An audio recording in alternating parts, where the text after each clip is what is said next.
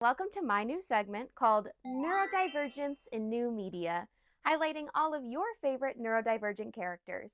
Now, for my first segment, I want to highlight everyone's favorite autistic Canadian hockey player. Shane Hollander, I wanted to introduce myself.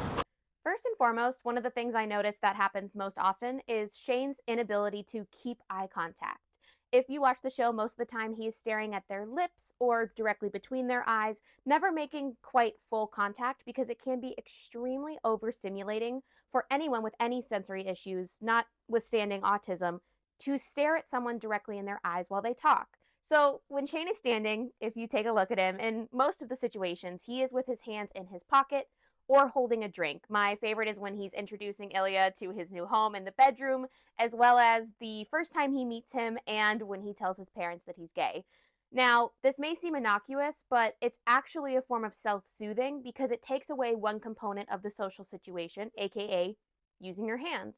So if you put them in a safe space like Shane does, it keeps himself contained. There are tons of subtle quirks that Shane has that can point to autism. Not only that Rachel has confirmed it, but one of the ways is the way he always folds his clothes when he takes them off. And what's adorable is Ilya loves it. He smiles, he loves it, and it's just something that Shane needs to keep control.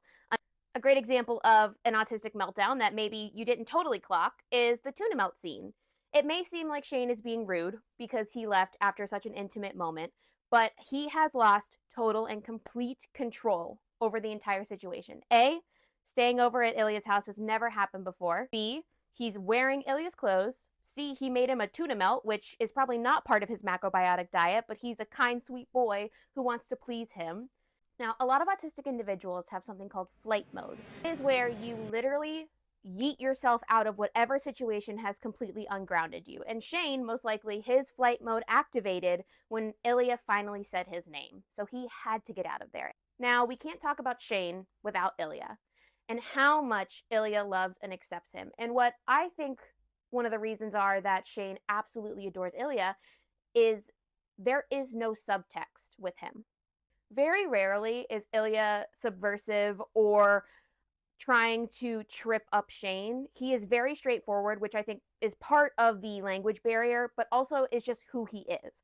And as someone with autism, Shane craves that control and he craves direction. Ilya is not afraid to tell Shane exactly what to do, and I think he really loves that. And of course, the most wonderful moment is the cottage scene when Shane fully breaks, panics, and Ilya, instead of saying, "Are you okay?"